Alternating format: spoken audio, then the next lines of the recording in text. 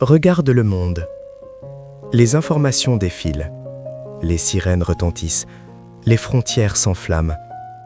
On parle de stratégie militaire, de tensions diplomatiques, de menaces nucléaires, d'alliances fragiles. Chaque jour semble apporter une nouvelle secousse. Chaque semaine, un nouveau foyer de conflit. Et sans t'en rendre compte, quelque chose s'installe dans l'atmosphère. Une tension constante, une inquiétude diffuse, un sentiment que tout peut basculer. Pause. Ce n'est pas seulement la guerre qui inquiète, c'est l'incertitude. Le chaos, c'est l'impression que plus rien n'est stable, que les repères s'effritent, que la paix mondiale est suspendue à un fil. Mais laisse-moi te dire une chose essentielle. Le chaos visible n'est pas la fin de l'histoire. Oui, les guerres existent. Oui, la violence fait rage. Oui, des innocents souffrent. Mais l'histoire de l'humanité a toujours traversé des tempêtes. Des empires ont dominé, puis se sont effondrés. Des crises ont secoué des continents entiers. Pourtant, la vie a continué. L'espérance a résisté. Ce qui rend notre époque différente, c'est la vitesse. Nous voyons tout en temps réel. Nous absorbons chaque conflit comme s'il était à notre porte. Notre esprit est bombardé d'images, de discours alarmants, de prédictions sombres. Et à force d'exposition, la peur devient silencieuse, mais permanente. Pause. Le vrai danger n'est pas seulement la guerre extérieure, c'est le chaos intérieur. Quand l'angoisse s'installe, quand l'inquiétude devient quotidienne, quand tu te demandes si l'avenir sera stable pour toi, pour ta famille, pour tes enfants. Mais écoute ceci. Le monde peut trembler sans que ton cœur tremble. La stabilité extérieure est fragile. La stabilité intérieure est un choix. Tu ne contrôles pas les décisions des gouvernements. Tu ne contrôles pas les stratégies militaires. Tu ne contrôles pas les tensions géopolitiques. Mais tu contrôles où tu places ta confiance. Le chaos révèle la fragilité des systèmes humains. Il montre que la puissance politique a des limites. Il expose que la sécurité matérielle peut s'effondrer en un instant. Mais il révèle aussi quelque chose de puissant. Quand tout bouge, ceux qui sont ancrés deviennent visibles. Dans les temps de paix, la foi semble ordinaire. Dans les temps de guerre, la foi devient remarquable.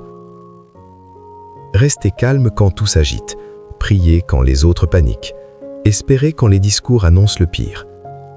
Ce n'est pas de l'ignorance, c'est de la profondeur. Pause. Les guerres ne sont pas seulement des conflits territoriaux, elles sont souvent le résultat de l'orgueil, de la soif de pouvoir, de la peur collective. Et tant que le cœur humain restera dominé par ces forces, le monde connaîtra des périodes de chaos. Mais il existe une autre voie. La paix ne commence pas dans les traités internationaux, elle commence dans le cœur. Chaque personne qui choisit la paix intérieure réduit un peu le chaos global. Chaque cœur transformé affaiblit la culture de violence. Cela peut sembler petit, mais c'est puissant. Parce que le chaos se propage par la peur, la paix se propage par la foi. Tu peux regarder les informations sans laisser l'angoisse te dominer. Tu peux être conscient sans être paralysé. Tu peux prier au lieu de paniquer. Et cela change ton atmosphère. Le monde a toujours connu des saisons sombres, mais aucune saison n'est éternelle. Les conflits passent, les empires changent, les alliances se transforment, mais ce qui est solide traverse les générations. Si aujourd'hui le monde te semble instable, ne cherche pas ta sécurité dans ce qui bouge. Cherche-la dans ce qui demeure. Parce que dans un monde de guerre et de chaos, être une personne de paix devient un acte révolutionnaire. Et peut-être que dans cette période troublée, tu n'es pas appelé à céder à la peur, mais à devenir une lumière stable au milieu du bruit.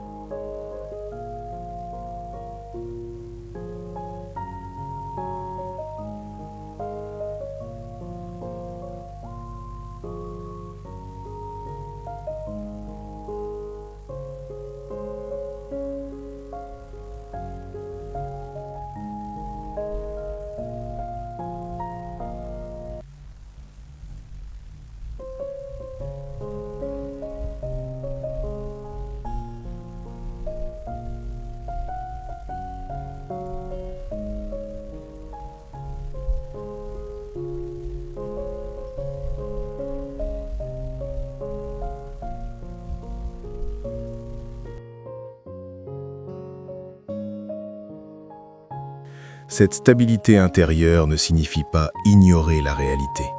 Elle ne consiste pas à fermer les yeux sur la souffrance, ni à minimiser la gravité des conflits.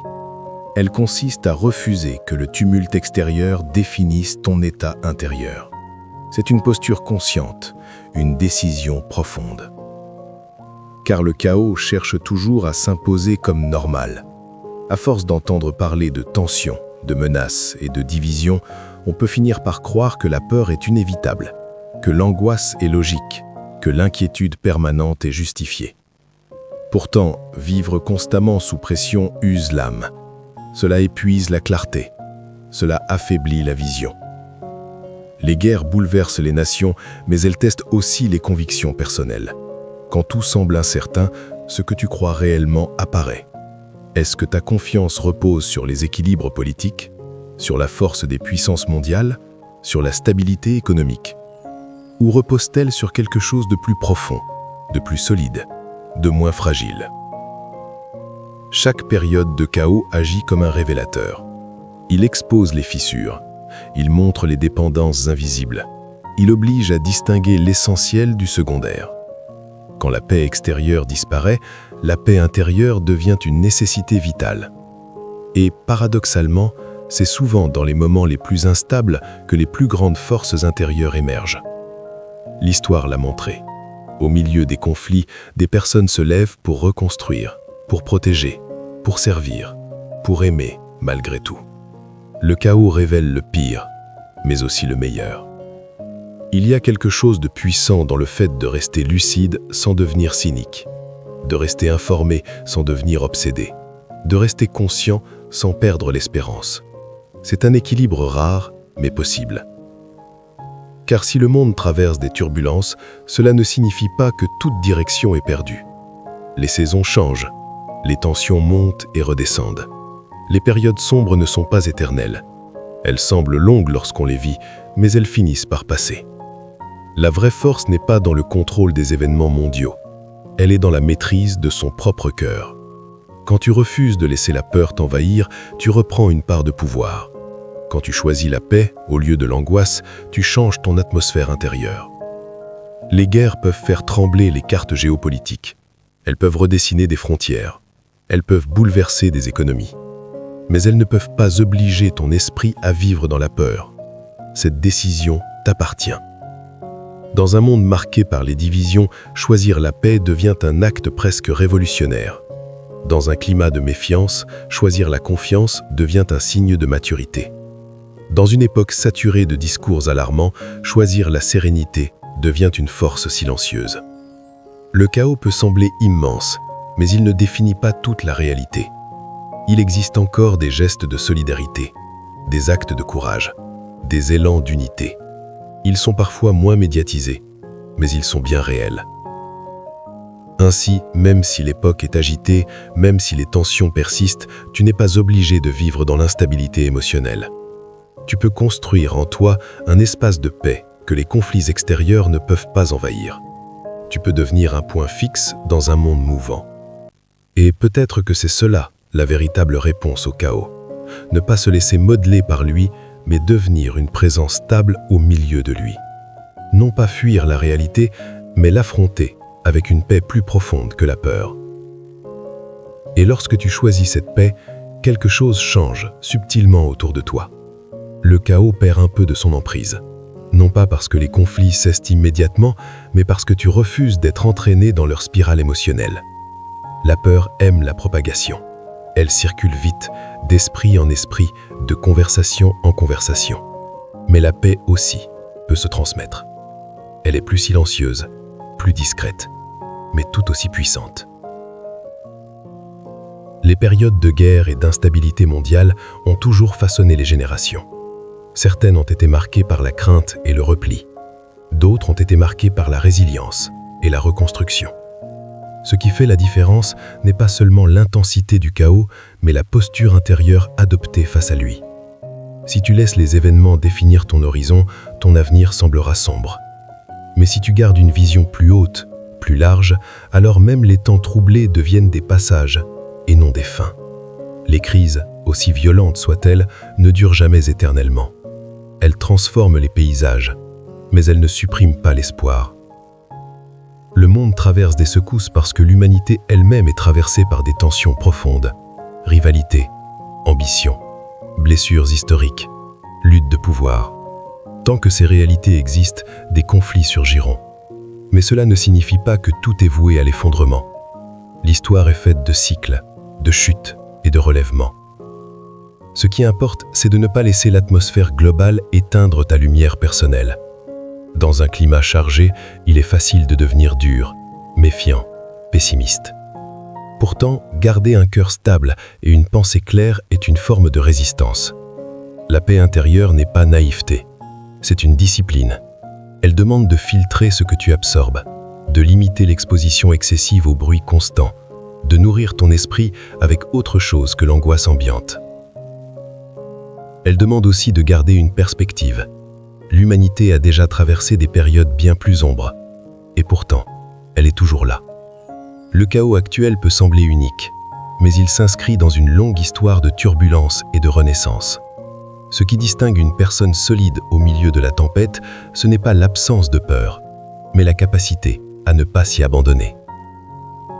Tu peux reconnaître la gravité du monde sans perdre ta stabilité. Tu peux compatir à la souffrance sans te laisser submerger. Tu peux rester lucide sans devenir désespéré. C'est un équilibre délicat, mais il construit une force intérieure durable. Les guerres rappellent que la paix est fragile. Le chaos rappelle que l'ordre peut être bouleversé. Mais ces réalités rappellent aussi que ce qui est vraiment solide ne dépend pas uniquement des circonstances extérieures. Ainsi, même si les nations s'agitent, même si les conflits se multiplient, même si l'avenir semble incertain, tu peux continuer à avancer avec une confiance calme. Non pas parce que tout est sous contrôle humain, mais parce que tu refuses de vivre en permanence sous l'emprise de la peur. Et dans une époque où le tumulte est constant, cette stabilité devient une force rare. Une force qui inspire, une force qui rassure, une force qui prouve que le chaos, aussi bruyant soit-il, ne peut pas dominer un cœur solidement ancré.